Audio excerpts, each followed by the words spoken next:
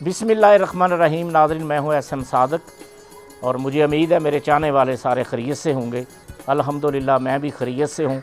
बहुत से लोग पूछते थे कि आपने अपनी ज़िंदगी का ये फ़नी सफ़र कहाँ से शुरू किया, तो आज मैं अपने दिल की बातें करूँगा और अपनी कहानी आपको सुनाऊँगा कि मैं किस तरह ये गुमनामी की ज़िंदगी से अल्लाह ने मुझे शोहरत भी बख्शी, इज़्ज़त भी बख्शी, दौलत भी बख्शी और मैं इस मुकाम पे हूँ।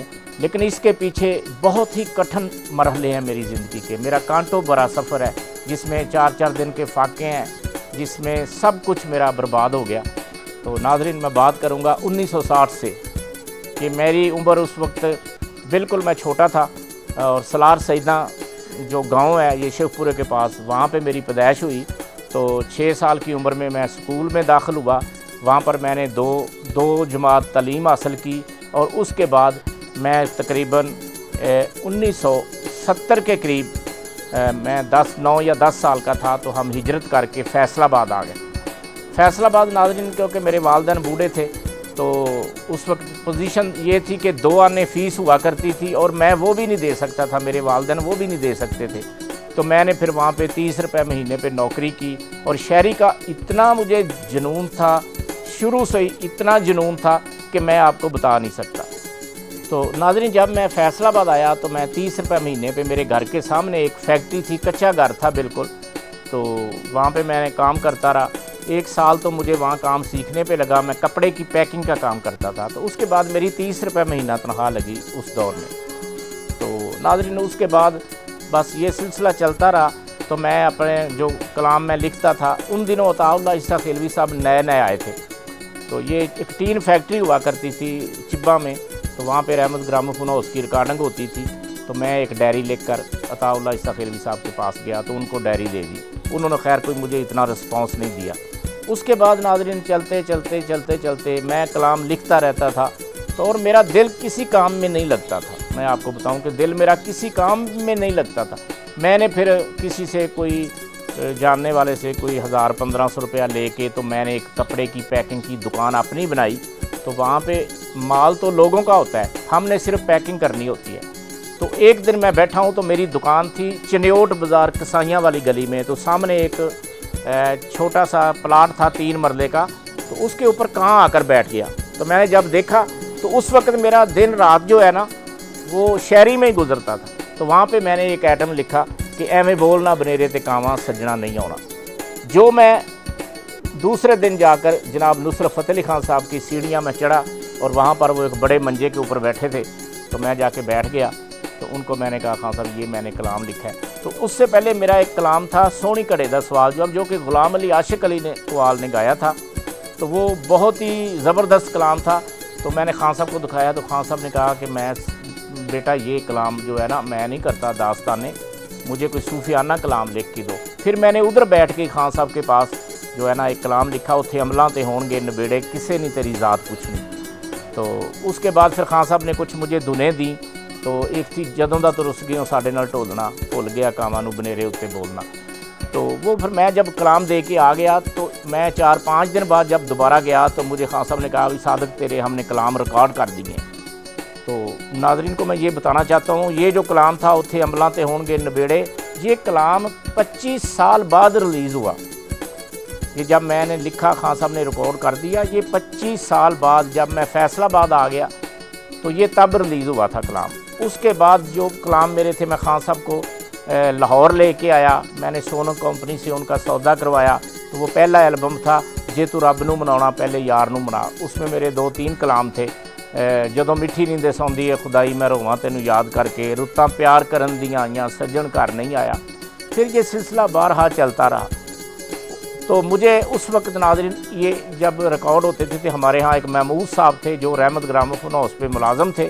उसके बाद वो भी लाहौर चले गए। तो उन्होंने मजांग चुंगी में अपना एक स्टूडियो बनाया। तो मैं भी यहाँ पे मतलब एक कर्जदार हो के मेरा घर भी बिक गया, क्योंकि मैं सारा दिन गाने बजाने वालों के पास बैठा रहता था। तो मेरा सारा कारोबार तबाह बर्बाद हो गया। एक मेरी गत्ते की फैक्ट्री थी वो भी ख़त्म हो गई, वो भी मैंने बनाई थी ये यूनाइटेड घी मिल के पास, वो गत्ता जो किताबों पे लगता है।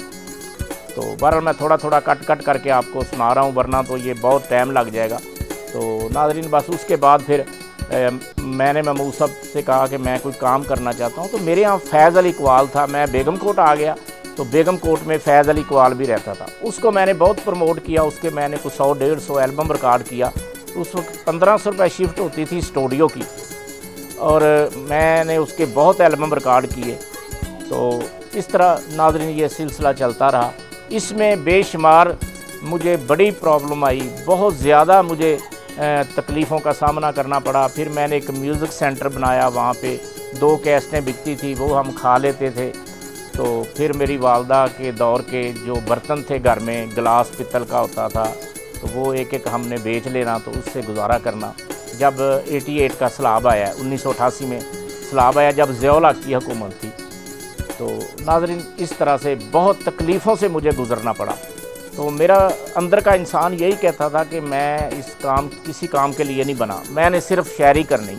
میرے والد صاحب بھی مرحوم کہتے تھے اللہ ان کو جنت نصیب کرے کہ تو بیٹا جس کام پہ لگا اس کام کرنے والوں کو کوئی روٹی بھی نہیں دیتا۔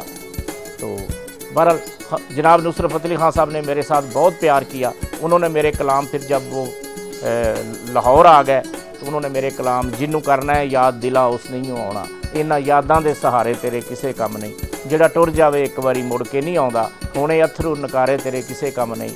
اور اس کے علاوہ جو کلام تھے وہ تھے ساڈی جھولی وچ پا کے دکھ لکھاں ماہیا پردیسی ہو گیا۔ تو پھر خان صاحب نے میرے ساتھ کہا کہ صادق میں نا تیرا پورا ہی کلام کرنا چاہتا ہوں، تو پھر انہوں نے مجھے اپنی دھنیں دیں، ان کے اوپر پھر میں نے پورا البم لکھا کہ کیڑے گھر جاواں ایہو کھڑا میں وچاردا، ایک گھر رب دا دوجا گھر یار دا، ہنجو اکھیاں دے ویڑے وچ پاؤندے نے دھمالاں، اور ایک تھا ایتھے بندیا پراہنا ہے تو آیا پراہنیاں نوں جانا پیندا ہے۔ تو اس وقت ناظرین ساتھ عطا اللہ عیسیٰ خیلوی صاحب بھی ہمارے ساتھ ہی ہوتے تھے، ادھر بیٹھتے تھے مزنگ چنگی میں۔ تو محمود صاحب نے پھر اس اسٹوڈیو کو بڑا کر لیا، تو پھر میں نے عطا اللہ عیسیٰ خیلوی صاحب کے لیے شاہکار گیت لکھے کہ کسے دا نہیں کوئی اتھے یار سارے جھوٹے نے، جھوٹیاں محبتاں تے پیار سارے جھوٹے نے، مالی اتھے باغاں دی بہار ویچ دیندے نے، کلیاں تے پھلاں دا سنگار ویچ دیندے نے، کردے نے پیار دا وپار سارے جھوٹے نے۔ اور ناظرین کہ دکھاں دے کسے یار صادقہ دراز نے، ہیرا نے فریبی اتھے رانجے دغا باز نے، کرے کوئی کدا اعتبار سارے جھوٹے نے، پیار دے نے جننے ٹھیکیدار سارے جھوٹے نے۔ تو اس کے علاوہ ناظرین ایک اور بھی میرے کافی گیت تھے کہ رل مل کے خوب بگاڑیے ساڈے پیار دی کھیڑ رقیباں نے، کچھ تم ہی اکھیاں پھیر لیاں کچھ ماری چوک نصیباں نے، دل دا جو ہویا نقصان پورا ہونا نہیں۔ اس طرح ناظرین کہ لمبی فہرست ہے گیتوں کی۔ تو ناظرین جب یہ گیت یہ کیسٹ البم ابھی ریلیز نہیں ہوا تھا تو ایک البم کرنا تھا، محمود صاحب کہتے ہیں ابھی اردو شاعری کرنی ہے، تو کیونکہ محمود صاحب سارا ارینجمنٹ کرتے تھے تو میں پریشان ہو گیا کہ اردو شاعری کا تو مجھے پتہ ہی نہیں ہے، لیکن میں نے کوئی جوڑ توڑ کر کے تو میں نے ایک ایٹم لکھا محبت کی قیمت ادا کیا کریں گے، کیونکہ میرے پاس تعلیم نہیں تھی، میری شاعری زیادہ چلنے کا یہی کارن ہے کہ میری تعلیم اتنی نہیں ہے، میرے پاس لفظوں کا ذخیرہ نہیں تھا جیسے کہ اردو میں بڑے بڑے لفظ چاہیے ہوتے ہیں۔ تو میں نے وہ ایک اس میں لائن لگائی کہ ضیاء دے سکے جو نہ ایک جھونپڑے کو، تو مجھے ضیاء کا 10 لوگوں سے پوچھنا پڑا یار ضیاء کس کو کہتے ہیں، تو وہ کسی نے کہا جی ضیاء روشنی کو کہتے ہیں۔ پھر میں نے یہ لکھا کہ محبت کی قیمت ادا کیا کریں گے، جو ہیں بے وفا وہ وفا کیا کریں گے، ضیاء دے سکے جو نہ ایک جھونپڑے کو، جلا کے ہم ایسا دیا کیا کریں گے، کھائے ہیں پھولوں کی الفت میں دھوکے، تو کانٹوں سے پھر ہم گلا کیا کریں گے، غنیمت ہے گر موت آ جائے صادق کہ ہم جی کے ان کے سوا کیا کریں گے۔ تو اس میں نے ایک شعر لگایا، جیسا کہ آپ کو پتہ ہے گانوں کے اندر شعر بھی ہوتے ہیں، تو وہاں پہ ایک شعر میں نے لکھا کہ چھو رہے تھے ظالموں کے سر میرے پاؤں کے ساتھ، چھو رہے تھے ظالموں کے سر میرے پاؤں کے ساتھ، کس قدر اونچا تھا میں سولی پہ چڑھ جانے کے بعد، اور پیار کر کے مول لے لی عمر بھر کی بے بسی، دل نہ پھر قابو میں آیا آپ پر آنے کے بعد۔ تو ناظرین جب یہ کیسٹ ریلیز ہوا تو اس وقت یہ سونو کمپنی نے کیسٹ ریلیز کیا تو اس نے دہائی مچ گئی پورے پاکستان میں، کراچی میں بھی۔ تو انہوں نے پھر فرمائش کی، جو ان کے آنر تھے کمپنی کے یعقوب پلانی صاحب، کہ آپ اسی رائٹر سے لکھوا کے دیں، محمود صاحب کو کہا۔ تو انہوں نے مجھے کہا بھی آپ نا اسی طرح کی کوئی اور چیز لکھیں، تو میں پریشان ہو گیا۔ پھر میں نے ٹیکنیک سے کام لیا کہ میں نے اسی کی بیر چینج کر کے پھر میں نے لکھا کہ کر نہ سکے ہم پیار کا سودا، قیمت ہی کچھ ایسی تھی، जीती बाजी हार गए हम, किस्मत ही कुछ ऐसी थी, और दुनिया सच ही पत्थर मारे लैला तेरे मजनू को, इश्क में उस दीवाने की भी हालत ही कुछ ऐसी थी।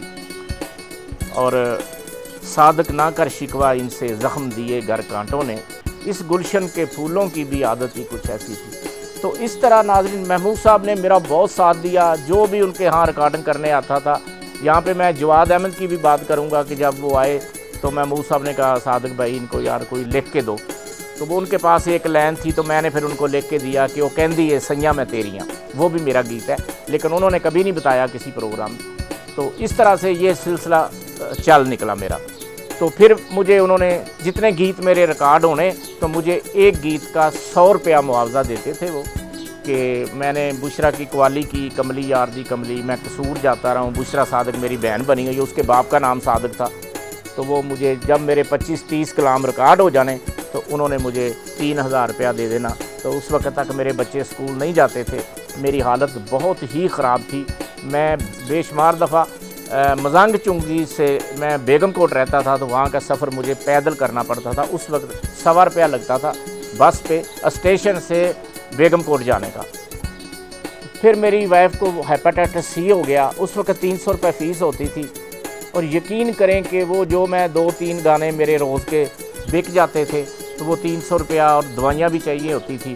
तो बेशुमार दफ़ा, बल्कि एक डॉक्टर थे उनका मैं नाम लेना, तारक शेख, वो शादमान में बैठते थे कि मैं सुबह भी आया हूँ, तो वहाँ से बेगम कोट से आना रक्शे पे आता था, तो वो 100 रुपया ले लेता था उस दौर में।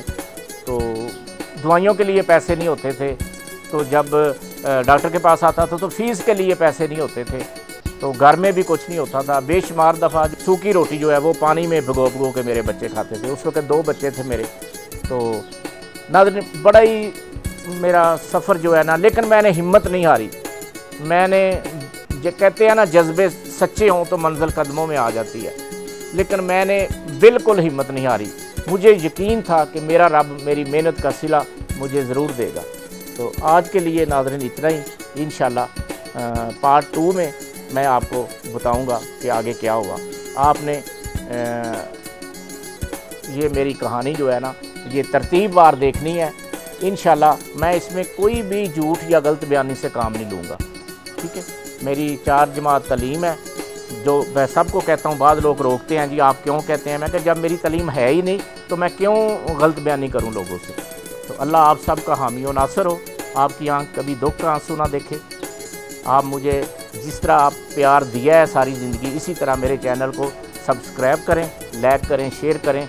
आप हमेशा अपने बच्चों पर सलामत रहें, और जिन कठिन मरहलों से मुझे गुज़रना पड़ा है, अल्लाह कभी आपको ऐसी आजमाइश ना दे। एसएम सादक को दीजिए इजाज़त। अल्लाह हाफ़िज़।